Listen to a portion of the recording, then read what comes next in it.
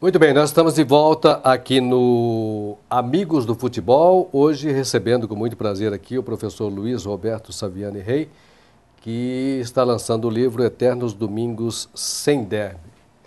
Para falar de um jogo específico e que foi marcante, antecedendo, até para lembrar, para fazer um pouquinho da história, antecedendo esses 10 anos, esse ato que nós tivemos de derby na cidade de Campinas. Algum jogo que tenha marcado uma grande goleada de um lado, uma grande goleada do outro, um jogador que ficou mais marcado pelo derby, o que é que você pode retratar para a gente?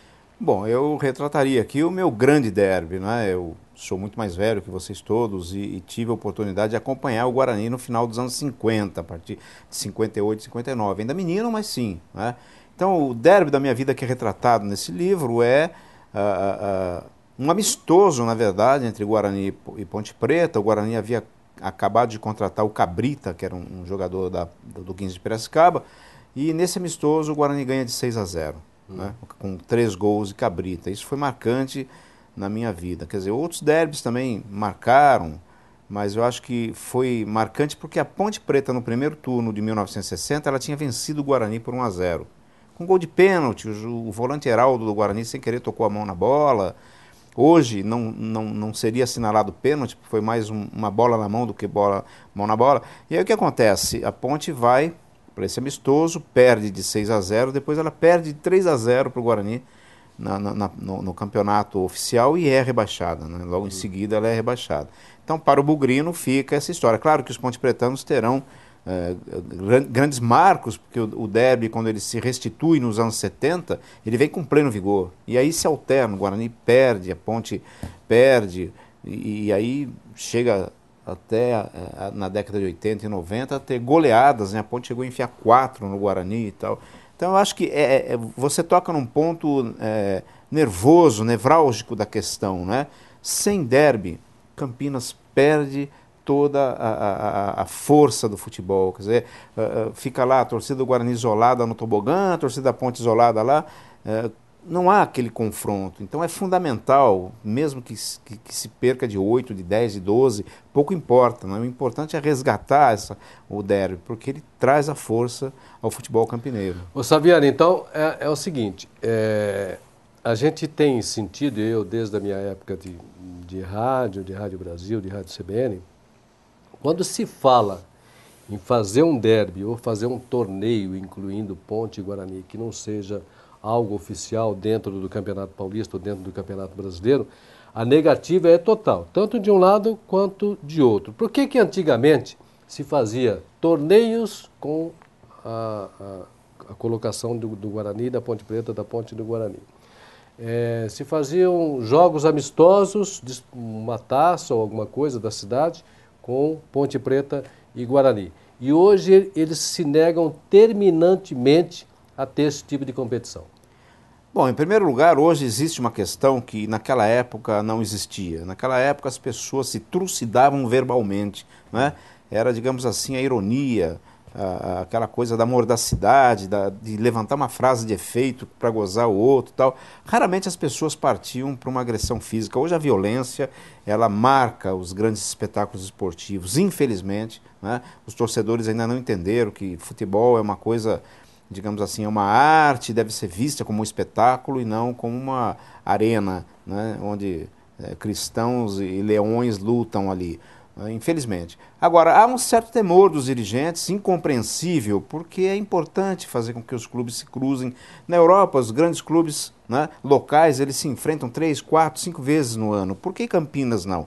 Na década de 60, quando a Ponte estava na segunda divisão e o Guarani na primeira, e eu gostaria de ressaltar, não era fácil para o Guarani, não. As pessoas pensam, o Guarani estava numa posição cômoda na primeira divisão. Não estava, não é? Era divisão especial na época. Você se lembra que em 64 o Guarani foi disputar o rebolo com o Noroeste e quase vai parar na segunda divisão, né? Claro que depois resgatou-se, houve vários momentos importantes, mas o Guarani também penava um pouco para se manter na divisão de elite. Hoje, o que acontece? Então, naquele momento, como a Ponte estava distante, criou-se, você se lembra, acho que na altura de 1966, 67, 2 derbys amistosos, né? Era Taça Campinas. Então, forçaram 2 encontros para alimentar mais ainda essa paixão. Hoje não, quer dizer, hoje você passa anos e anos sem ver Guarani e Ponte se enfrentando. Isso eu acho que é muito nocivo para o futebol de Campinas. Se ele já perdeu a qualidade, ele acaba perdendo mais ainda. Acho que um torneio regional, né, eu costumo dizer o seguinte, os times grandes deveriam cuidar do campeonato nacional, né?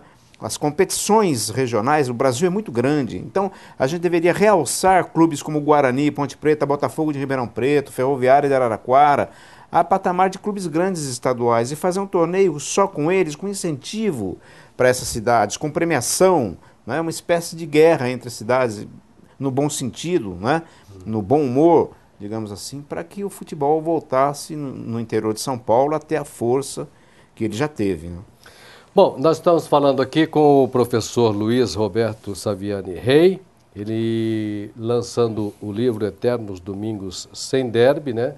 A gente passou um período curto aí sem derby e agora está voltando aí o derby nesse próximo ano. Fatalmente o Guarani vai cair para a Série B do Campeonato Brasileiro e vai disputar novamente com a Ponte Preta, que não conseguiu mais uma vez subir e deixar contente o seu torcedor. Você citou aí no Heraldo, e falando mais especificamente do futebol, mas não deixa de ser o futebol de Campinas. Outro dia a gente estava discutindo aqui, que o José Armando de Brito Franco estava falando, e a gente falou a respeito do Pelé e do marcador do Pelé, né? Quem é que podia a gente destacar como marcador do Pelé? E o Heraldo, você que acompanha futebol, foi um dos melhores marcadores do Pelé.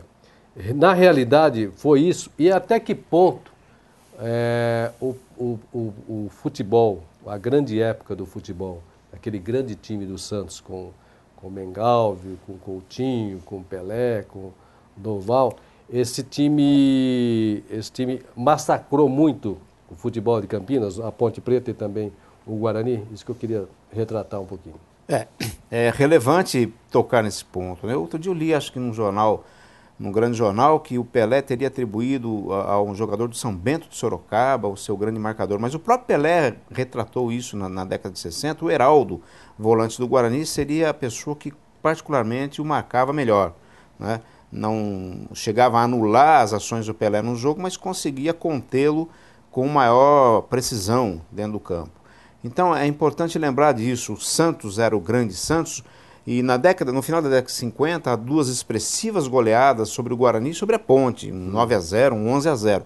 Mas na década de 60, o Santos penou muito com o futebol campineiro, né? Há um episódio histórico em 1964, né, em que o Santos desembarca bicampeão mundial com Pelé e todos esses que você citou, né, Calvé, Mengalvio, Coutinho, Pepe, Dorval, Mauro, que levantou a taça, né? Gilmar, e vem fazer uma partida no final, praticamente na final do primeiro turno do Campeonato Paulista. O que ocorre? O Guarani ganha de 5-1. E mais do que isso, o Guarani naquela fase estava quase despencando para a segunda divisão. O treinador Armando Reganeschi, né, que era argentino, ele sai de um treino nas vésperas desse jogo e vai ver o juvenil treinar. E ele puxa 5 ou 6, 7 jogadores do juvenil na fase de 16, 17 anos, e são esses jogadores que vão enfrentar o Santos bicampeão mundial, né? O Santos começa vencendo por 1-0, o juiz dá um pênalti, ao meu ver inexistente, o Pelé cobre, e o Sidney Poli, que depois jogou no Corinthians, tinha 16 anos na época, pega o pênalti do Pelé, e a molecada ganha, digamos assim, uma gana muito grande na partida e enfia 5-1 no Santos, né?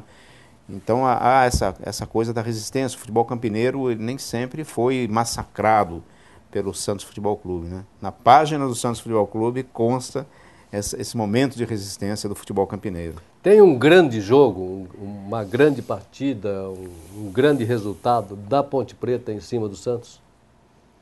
Que eu me lembro, que assim, retumbante não, eu me lembro que a Ponte na década de 70 era um time forte, que muitas vezes o Santos veio a Campinas e saiu com um empate ou derrotado por 1-0, 2-0, mas não me recordo assim de uma grande goleada, não. Se você se lembra, eu não me lembro mesmo. A Ponte, na sua opinião, a gente passou rapidamente aí por aquela época do jogo do Corinthians, o vice-campeonato da Ponte Preta, aquela partida contra o São Paulo, que se fala até hoje da arbitragem, do Aragão. Teve momentos em que a Ponte Preta foi, vamos, no linguajar mais popular, foi garfada dentro da competição e principalmente do Campeonato Paulista? Olha, eu sou bugrino, sou torcedor de um clube único, eu torço para o Guarani. Mas eu torço muito pelo futebol de Campinas, pelo engrandecimento dele. E digo para você, a Ponte Preta sempre foi garfada, né? Eu me lembro, na final contra o Corinthians, eu vi muitas partidas, eu não me recordo assim claramente, mas nesse jogo especificamente, eu acho que houve realmente uma falha proposital da arbitragem, né? Você sempre percebi, e percebo até hoje, eu fico vendo o Guarani Flamengo no sábado, você percebe algumas nuances que se a falta fosse no campo contrário, o juiz teria dado, mas para o Guarani ele não assinala, né? E você percebe que ao longo da história da Ponte Preta, ela deixou de ganhar o título, ela deixou de chegar numa posição mais de glória por conta das operações de árbitros. Isso, Vanderlei Bosquila e outros árbitros aí, eu acho que eles sempre contribuíram para manter a Ponte Preta num patamar de vice-campeã, essa coisa toda. Infelizmente, né? Tá, você estava falando no início da nossa programação, você falou que a sua esposa é ponte pretana, né? Essa coisa do derby, como é que é trabalhada em casa? A semana do derby, o dia do derby, ela resolve não fazer almoço para você no domingo que tem derby, ou você não come o almoço que ela vai fazer? Como é que é trabalhada essa coisa em termos do lar, em termos de casa? É pior do que você está falando, porque não é só minha esposa, né? O meu sogro faleceu, o velho Carlão Perna de Pau, Carlos Carvalho, que foi diretor de futebol amador da Ponte Preta, e foi a figura que ajudou a descobrir os grandes talentos da Ponte no final dos anos 60, nos anos 70. Ele faleceu, né? Eu não diria felizmente, mas ele faleceu e aliviou um pouco a carga dentro de casa. Mas ficou a minha sogra, a dona Carmen, ficou a Renata, minha mulher, e a minha enteada. Quer dizer, ali é um jogo duro, né? Quando tem futebol, é bandeira na sacada do prédio. Eu já tive que vir do estádio da Ponte Preta com uma bandeira enorme de presente no aniversário dela, e amigos meus no Café Regina, ali no centro da cidade, me viram passar com a bandeira para fora. Eu quase fui massacrado pelos meus amigos, porque eu fui obrigado a descer com a bandeira da Ponte. Então eu enfrento realmente uma situação muito difícil como bugrino ali dentro de casa. Eu sou a minoria. E eles pelo jeito, levam muito a sério essa coisa do jogo, do derby, do coração ponte-pretano, do coração bugrino e pela esposa, naturalmente, que a gente tem que engolir algumas coisas, né, Sabiano? É claro, né? Tem que contemporizar. E o pior é que o espírito que está ali na família da minha esposa é aquele espírito dos anos 60, aquela coisa assim, né? Massacrante.